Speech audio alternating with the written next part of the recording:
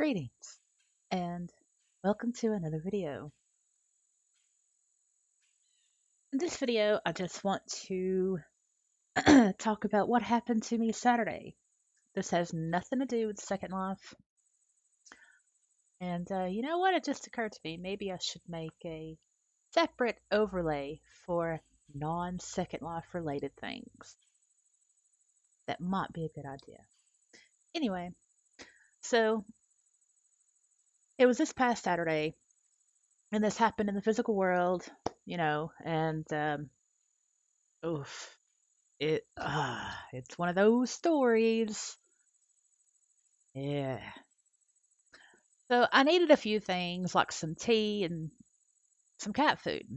So it didn't necessitate the need for a full curbside delivery, which is what I've been doing. Well, there's a store not far from me. I don't like going to that grocery store because, well, the name of it's Food City, but I call it Food Shitty because I just don't like it. But it was close, and I thought, well, I'll mask up and go in and get the two things that I need and come right back out. That was my goal. That was my plan. Now this was in the middle of a Saturday afternoon, and it was quite busy. But I had my I had my goal. I was focused. I was like, right. Uh, but I did just make a path through the aisles where there were only like two people instead of like three and above. I was avoiding as many people as I could, not because of the whole virus situation, but because of my social anxiety, which is rather high. So I go down the bread aisle, and there was this guy, and he looked at me, and he was like approaching me from like onward. I was leaving the bread aisle, and he was coming into the bread aisle. And I thought, maybe he was looking at someone else behind me. So I didn't really pay no mind. So I just carried on.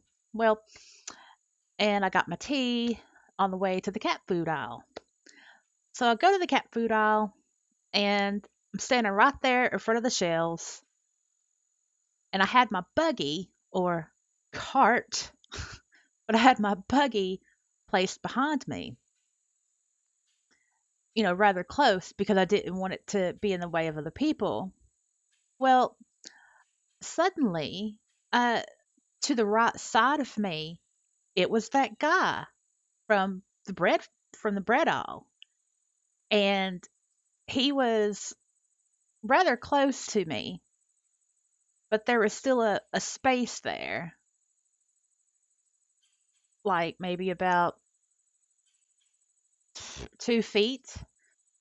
And I turned to look at him, and I said, "Oh, is my buggy in the way? I'm sorry." And I moved the buggy closer to me, so close that I put the buggy like mm, the front of it, the smaller part, because with a buggy or a cart, it gets wider the closer you get to the handles of it. So I only put the front part of it between him and me, not on purpose, just instinctively, because it was my buggy and I didn't want to, you know, be in the way, or my buggy being in the way of other people. And he said, "Oh no." He said, "I saw you earlier, and I want to tell you that I am attracted to plus size women. And I saw you, and I just have to know, are you single?" And I had my mask on, okay? I had my mask on my face. And I said, "Seriously?" And he said, "Yes." Now, his voice was soft spoken, and he made a lot of gestures with his head, like deep nodding. And there were a couple of times where he took his right hand and like placed it over his heart, like, when he said the questionable things he said. And and and and he said, yes, said, I really like full figured women. And I said, uh oh, okay. And then he said, are you sure you're not single? Wait, I'm sorry. He said, are you sure you're single? Because I I just don't believe that. How could you be single? And I said, "Oh, I am. I am." And then he said, "Well, I'm can I get your number? So maybe we can get together." And I said, "Wow, really?" And he said, "Yeah." And I was still getting over how he like introduced the whole introduced himself to the conversation with the whole full figure woman comment. And and I said so does that mean you like my butt? My butt. And I turned around and I pointed at my butt. And that's something I would not normally do. And it was just it was I don't know where that came from. But I felt annoyed and I felt frustrated. And he nodded his head. Then he uh, reached out his right hand to shake mine. And he gave me his name, and I, in return, gave him my name, first name only, mind you. And as he was shaking my hand, it was a soft, grip. He used his thumb to stroke the inside of my palm. Now, at the time, I didn't think nothing of that because I didn't actually know it actually meant something. I just thought it was a I don't know, some type of social signature from him. So, and then, he withdrew his hand and he said that he was romantic. And when he said the romantic, that's when he placed his right hand over his heart. I'm romantic. I'm a Sagittarius. That kind of stuff. And I was still in disbelief, like what was happening. And honestly, I didn't feel like I was actually there, like it was some other form of me. It was really weird. And I said, oh, okay. Well, do you believe in God? Because I do. And he said, I do. And I said, are you a Christian?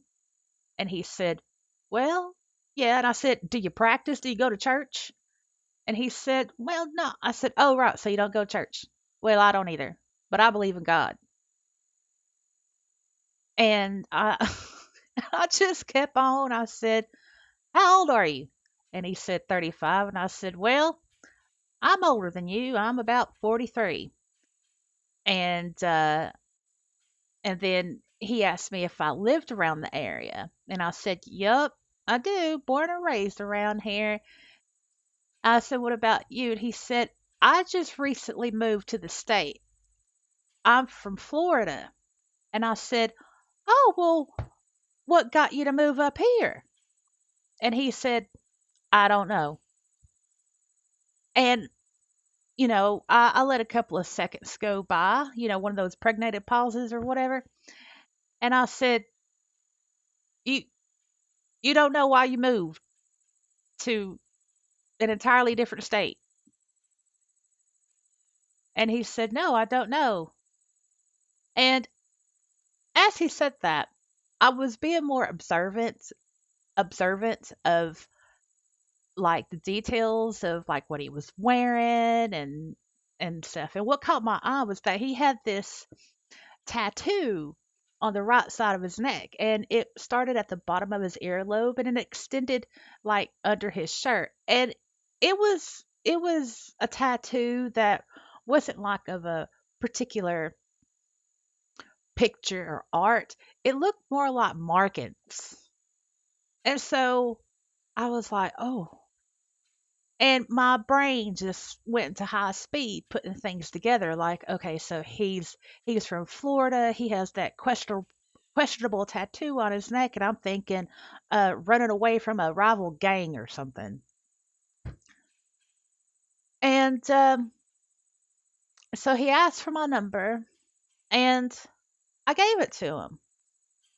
Why did I give it to him? Because I didn't think that it was worth the lie. That sounds weird, doesn't it? But uh, and um, and at the time I didn't want to upset him because I was fearful that he would wait for me in the parking lot and like jump me or something. And so I get home. This is about 2 hours after I get home, and he and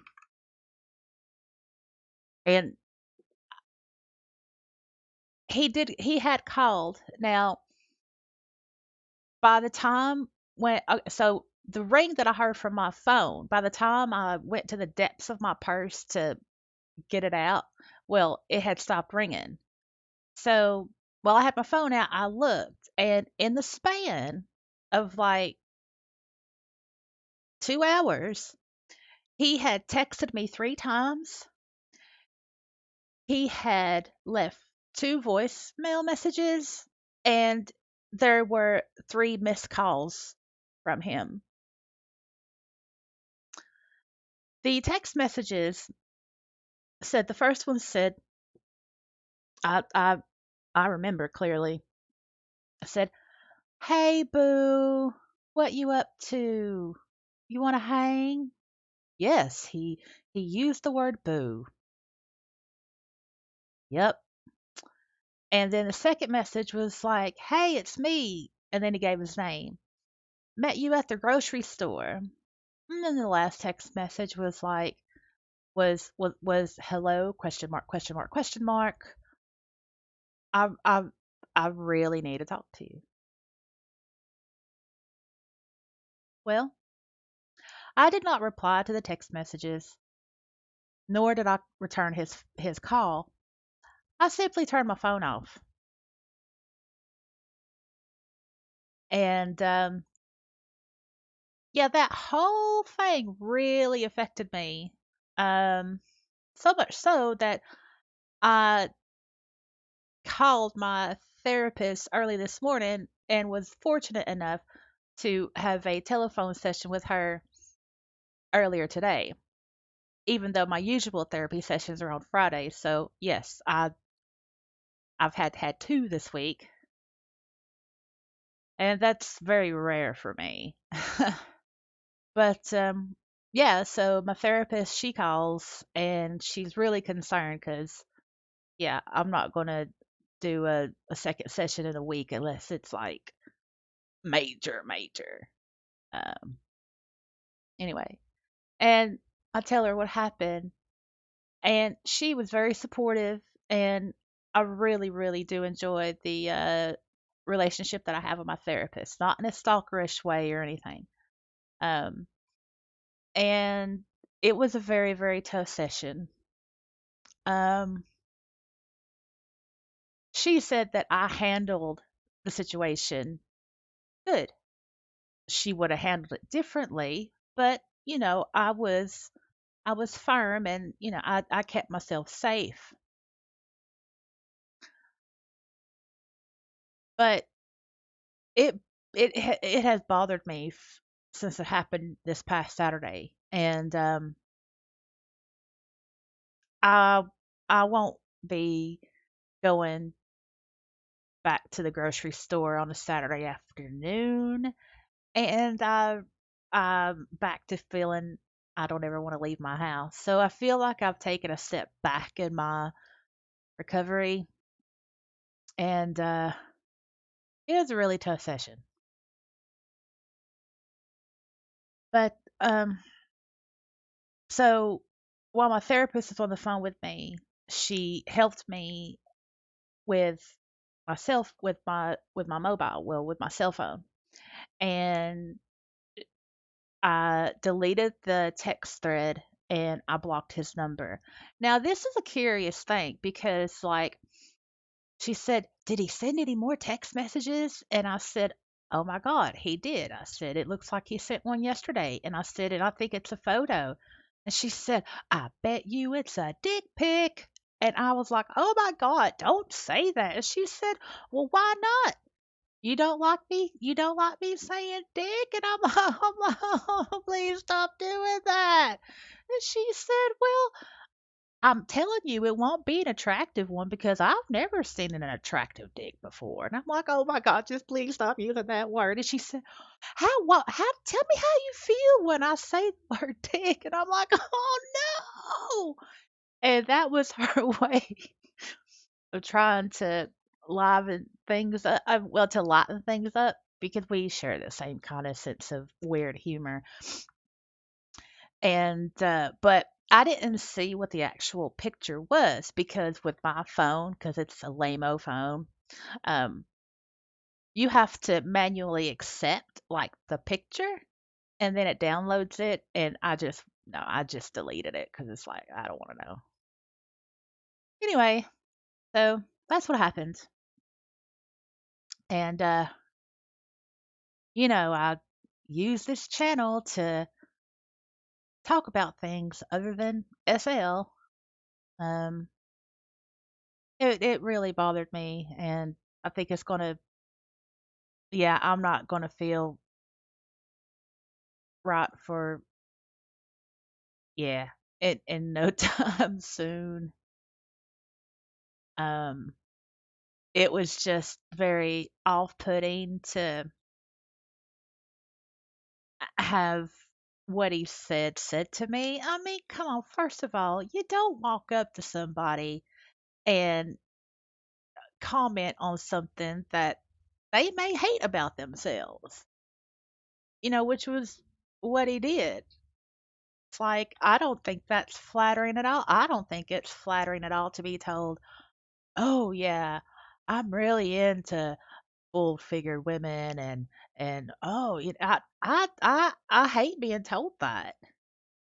Because it disgusts me because I don't like how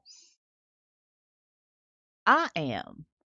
I have no self-esteem when it comes to my own physicalness. Um, and he was just it it it was just really uncomfortable. And I know that um how I perceived myself during that encounter is not healthy. I won't go into detail with it here, but I did with my therapist, and now I have mental homework because I have to analyze as to why I, perhaps did feel, you know, that way about myself. So, yeah. Um, and that was that. Let's see, how long has this been? Ah, yeah, about 20 minutes. So that's what I wanted to say. I just wanted to get it off my chest. And, well, thanks for listening. Bye.